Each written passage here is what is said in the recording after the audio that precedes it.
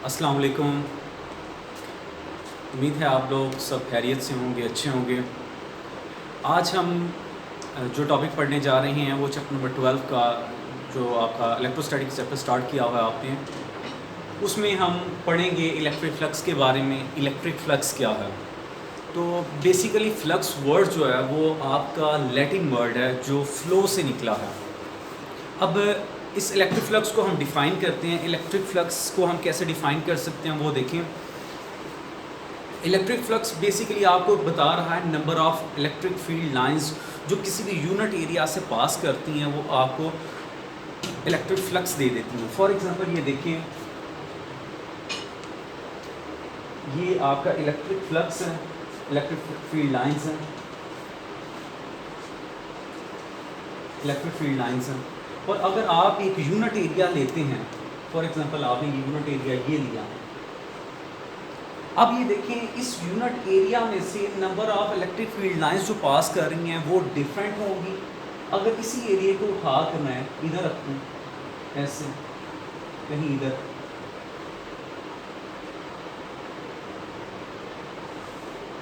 Size वही रहे लेकिन मैंने उसकी पोजीशन चेंज कर दी है यूनिट एरिया की। यूनिट एरिया ये ए है, ये आपका बी है, तो इसमें से नंबर ऑफ लाइंस जो पास कर रही हैं वो 5 हैं, उनकी क्वांटिटी डिफरेंट हो जाएगी, तो आपका इलेक्ट्रिक फ्लक्स जो है वो भी डिफरेंट हो जाएगा। और इसमें से number of electric field lines 3 पास कर रही हैं, तो इसका इलेक्ट्रिक फ्लक्स जो है वो डिफरेंट होगा। तो यहाँ से फिर डेफिनेशन का आपको पता चल जाएगा, the number of electric field lines passes through a certain area. वो सर्टेन एरिया कौन सा है जो मैंने इधर लिया है, ए लिया है और बी लिया है। तो जिस पर्टिकुलर एरिया से जितनी आपकी इलेक्ट्रिक फील्ड लाइंस पास कर रही होंगी वो आपको क्या दे देंगी, इलेक्ट्रिक फ्लक्स दे देंगी। Through certain area element is called electric flux through that area. ये इसकी फर्स्ट डेफिनेशन है। सेकंड डेफिनेशन इसकी क्या है, electric flux through an area is defined as the scalar product. अब ये देखिए, आप इसको स्केलर प्रोडक्ट क्यों कहते हैं? सबसे पहले इधर स्केलर प्रोडक्ट, इसको उसने वर्ड क्यों यूज़ किया? स्केलर प्रोडक्ट की आपको डेफिनेशन पढ़ के आए हैं चैप्टर नंबर 2 में, फर्स्ट ईयर में। स्केलर प्रोडक्ट होता है जब आप टू वेक्टर्स क्वांटिटीज़ को मल्टीप्लाई करते हैं, उनका प्रोडक्ट लेते हैं, तो वो आपको एक स्केलर क्वांटिटी देता है। तो इसमें देखें, आपका इलेक्ट्रिक फील्ड इंटेंसिटी वो भी एक वेक्टर क्वांटिटी है, और आगे वेक्टर एरिया वो भी एक वेक्टर क्वांटिटी है। लेकिन जब ये दोनों प्रोडक्ट इनका लिया जाता है तो आपको मिलता है इलेक्ट्रिक फ्लक्स जो एक स्केलर क्वांटिटी है। तो इसीलिए आपने इधर इस वर्ड यूज़ किया हुआ है, electric flux through an area is defined as a scalar product. इसको स्केलर प्रोडक्ट का इसने वर्ड यूज़ किया था। तो जो मैंने आपको डेफिनेशन बता दी कि टू वेक्टर्स क्वांटिटी को मल्टीप्लाई किया जाए वो आपको क्या दे, एक स्केलर क्वांटिटी दे। तो ऐसे प्रोडक्ट को हम फिर स्केलर प्रोडक्ट कहते हैं। तो scalar product of electric field intensity जिसको ई कहा जाता है, एंड यूनिट वेक्टर और वेक्टर एरिया जिसको हम ए कह देते हैं, तो इन दो का स्केलर प्रोडक्ट है। मैथमेटिकली ये देखें, हम इसी फॉर्मूले को कैसे लिखेंगे, ये देखें मैथमेटिकली मैं इसको ऐसे लिख सकता हूँ, इलेक्ट्रिक फ्लक्स, ये इलेक्ट्रिक फ्लक्स का सिंबल है, is equal to E dot A. तो ये डॉट प्रोडक्ट, डॉट और स्केलर प्रोडक्ट, स्केलर का दूसरा नाम डॉट प्रोडक्ट भी कहते हैं इसको। तो आप ये भी कह सकते हैं सिंपल वर्ड्स में कि electric flux is a dot product of E and A. E and A का डॉट प्रोडक्ट है। जब हम वेक्टर से उसको मैग्नीट्यूड में कन्वर्ट करते हैं तो आप कैसे करेंगे, तो वो देखें, ई ए बेसिकली जब करेंगे तो ई की मैग्नीट्यूड, ये ए की मैग्नीट्यूड और कॉज ऑफ थीटा। याद रखें कि डॉट प्रोडक्ट को जब मैग्नीट्यूड में कन्वर्ट करते हैं कॉज लगाते हैं, तो कॉज लगा दिया। और ये आप थीटा क्या हो जाएगा आपका, ये थीटा बेसिकली आपका एंगल हो जाएगा। थीटा ये बेसिकली आपका एंगल है किसके दरमियान, E and angle between E and A, जो ई और ए के दरमियान बनेगा। अब आगे चलते हैं, डिपेंडेंस ऑफ इलेक्ट्रिक फ्लक्स, कि इलेक्ट्रिक फ्लक्स किन फैक्टर्स के ऊपर डिपेंड करता है। ये भी क्वेश्चन आपको आ सकता है। तो याद रखिए कि इलेक्ट्रिक फ्लक्स जो है वो आपका 3 फैक्टर्स के ऊपर डिपेंड करता है। एक डिपेंड करता है आपका यूनिट वेक्टर के ऊपर कि आपने जो वेक्टर एरिया लिया वो क्या है, कितना है, ए के ऊपर डिपेंड करता है। दूसरा आपका ई के ऊपर डिपेंड करता है। ई क्या है, इलेक्ट्रिक फील्ड लाइंस को शो कर रहा है वो, जो किसी भी यूनिट एरिया से पास करती हैं। और थर्ड फैक्टर आपका डिपेंड करता है उसकी ओरिएंटेशन के ऊपर, कि यूनिट एरिया को आपने कैसी ओरिएंटेशन से रखा हुआ है। पैरेलल रखा हुआ है, परपेंडिकुलर रखा हुआ है, किसी एंगल के साथ, सर्टेन एंगल के साथ रखा हुआ है, तो ओरिएंटेशन बहुत मैटर करती है। तो ये 3 फैक्टर्स हैं जिनके ऊपर आपका इलेक्ट्रिक फ्लक्स डिपेंड करता है। तो आगे हम पढ़ेंगे उनकी स्पेशल केसेस में, केस 1, केस 2, केस 3, किस तरह आप कब फ्लक्स मैक्सिमम होगा, कब मिनिमम होगा और कब आपका उसके इन बिटवीन होगा। तो ये आगे चलते हैं। अब हम स्पेशल केसेस को डिस्कस करने जा रहे हैं। तो स्पेशल केस में आपका केस 1 आता है, मैक्सिमम फ्लक्स आपका कब होगा। तो मैक्सिमम फ्लक्स आपका तब होगा जब आपका ये जो मैंने ब्लू लाइंस शो कर रही हैं, ये आपका बेसिकली इलेक्ट्रिक फ्लक्स ई को शो कर रही हैं, इलेक्ट्रिक फील्ड इंटेंसिटी को, उसको शो कर रहा है। तो आपका इलेक्ट्रिक फील्ड कैसे आ रहा है कि उसकी डायरेक्शन क्या है, इलेक्ट्रिक फील्ड की डायरेक्शन को शो कर रहा है। और ये आपका एरिया है, वेक्टर एरिया, जिसको आपने परपेंडिकुलर रख दिया है, तब आपका फ्लक्स, जब आप वेक्टर एरिया को ई के परपेंडिकुलर रख देंगे तब आपका फ्लक्स क्या हो जाएगा, मैक्सिमम हो जाएगा। तो इधर देखिए, आपने जो वेक्टर एरिया को रखा है उसकी डायरेक्शन क्या होती है, उसके सेंटर से आउटवर्ड होती है, सेंटर से आउटवर्ड। तो ये देखें बेसिकली इसका ये सेंटर है, ए की डायरेक्शन हो जाएगी उसके सेंटर से आउटवर्ड, ये ए की डायरेक्शन होगी। अब ये देखें इधर आपने फार्मूला तो पढ़ लिया पीछे, flux equal to E dot A होता है, उसको मैग्नीट्यूड में कन्वर्ट किया तो E A cos of theta, और आपको थीटा पता चल गया कि ई की डायरेक्शन भी ये है, ए की भी ये। इट मीन्स जो आपका थीटा है वो 0 डिग्री है।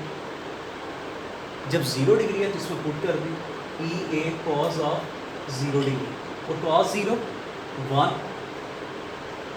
और आपका इलेक्ट्रिक फ्लक्स क्या हो जाएगा, मैक्सिमम हो जाएगा, जो ई ए के इक्वल होगा। आगे चलते हैं।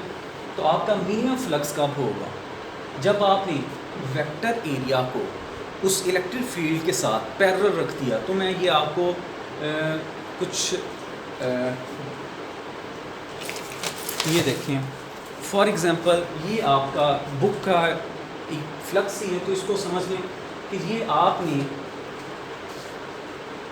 इलेक्ट्रिक फील्ड लाइंस इस तरफ आ रही थी, तो आपने इसको इलेक्ट्रिक फील्ड के साथ ऐसे क्या रख दिया, हेड, वेक्टर एरिया को हेड परपेंडिकुलर रख दिया।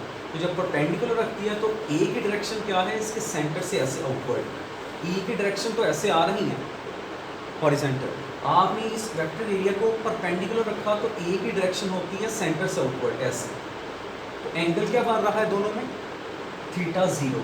अब दूसरा केस है, मिनिमम फ्लक्स कब होगा, जब आप इस वेक्टर एरिया को उस ई के साथ पैरेलल रख देना ऐसे, जैसे इलेक्ट्रिक फील्ड ये आ रहा है तो आपने ऐसे रख दिया इधर।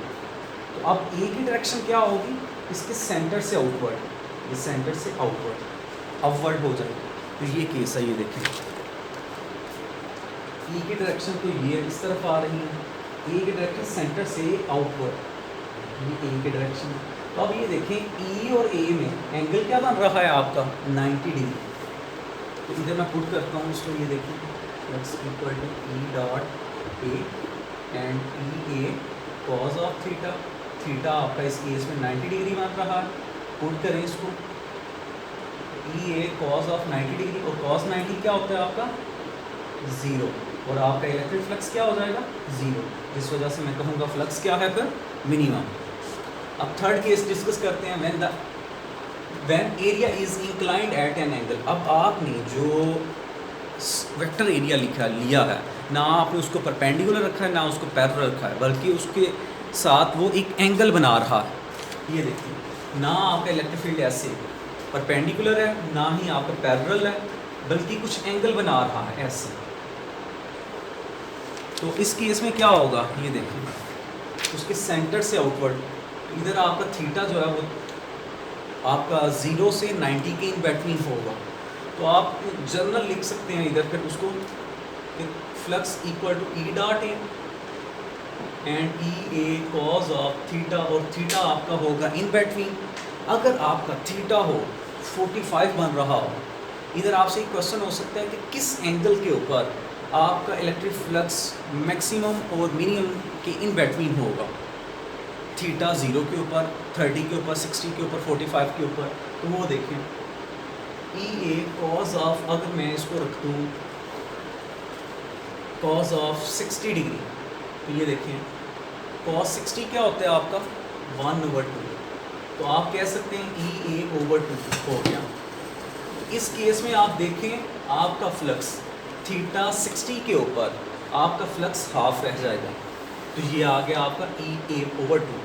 और अगर आपने जनरल लिखना हो तो आपका बस यही फार्मूला होगा कि अगर सर्टेन एंगल हो तो वो क्या होगा, वो ये तो मैं अपने MCQs मैंने आपको बता दिया। तो ये देखिए इधर अगर मैं इसको लिखूँ फ्लक्स इक्वल टू E, अब मैं A का प्रोजेक्शन ड्रॉ कर रहा हूँ, तो ये मैं इसको ऐसे लिखा E को बाहर projection of A on E। तो ये दोबारा आपका चैप्टर नंबर 2 इन्वॉल्व हो रहा है फर्स्ट ईयर का, projection of A on E, तो जिसकी प्रोजेक्शन होती है उसे लिखा जाता है A cos थीटा, तो ये बन जाएगा EA cos ऑफ थीटा। आगे इसके हम डिस्कस कर लेते हैं यूनिट्स। तो यूनिट्स यहाँ देखें, यूनिट्स आप इलेक्ट्रिक इंटेंसिटी के पढ़ के आए हैं। E क्या होता है, E आपको होता है force on a unit positive charge, तो फोर्स का न्यूटन, चार्ज का कूलम, तो ये न्यूटन पर कूलम किसका यूनिट है E का, तो इधर मैंने पुट किया न्यूटन पर कूलम। तो वेक्टर एरिया A का होता है मीटर स्क्वायर, तो ये हो जाएगा न्यूटन मीटर स्क्वायर पर कूलम, तो ये किसका यूनिट हो जाएगा इलेक्ट्रिक फ्लक्स का, ये यूनिट आ गया आपका इलेक्ट्रिक फ्लक्स का, और ये स्केलर क्वांटिटी है। आगे हम वेक्टर एरिया को पढ़ने लगे। लास्ट पॉइंट है आपका वेक्टर एरिया क्या है, तो ये वेक्टर एरिया जिसको हम लेके चल रहे हैं E के साथ A, वो A क्या है basically the physical quantity which whose magnitude is equal to the area of the surface and whose direction is along the direction of outward normal. ये आउटवर्ड नॉर्मल क्या कहा, वही जो मैं आपको बात कह रहा हूँ कि कोई भी एरिया हो वेक्टर एरिया उसके सेंटर से आउटवर्ड होगी, तो उसको के लिए ये उसने वर्ड यूज़ किया आउटवर्ड नॉर्मल। नॉर्मल क्या कहते हैं कि 90 का एंगल बना के आउटवर्ड जाएगा, तो ये outward normal is called the vector area A। आपने पढ़ा होगा जैसे कोई भी यूनिट वेक्टर हो तो वो होता है vector over its magnitude, magnitude को आप सिंपल A भी लिखते हैं। तो अब ये देखें अगर आपने वेक्टर निकालना हो तो मैग्नीट्यूड डिवाइड हो रही हो तो चाहे मल्टीप्लाई हो जाएगी, तो ये AN आ जाएगी, तो ये है आपका यहाँ एंड होता है। तो ये आपने आर्टिकल नंबर 12.4 को आपने कवर किया, जिसमें आपने इलेक्ट्रिक फ्लक्स को पढ़ा और इलेक्ट्रिक फ्लक्स कब मैक्सिमम होगा कब मिनिमम होगा उनकी डेफिनेशंस पढ़ी, ये स्केलर क्वांटिटी है, वेक्टर है, डिमेंशंस पढ़ी उसकी, और आपने ओरिएंटेशन के अकॉर्डिंगली पढ़ा, कुछ स्पेशल केसेस डिस्कस किए। तो ये था आपका 4th आर्टिकल। इंशाल्लाह हम नेक्स्ट लेक्चर के साथ दोबारा हाजिर होंगे, तब तक मुझे इजाज़त दीजिए। अल्लाह हाफ़िज़।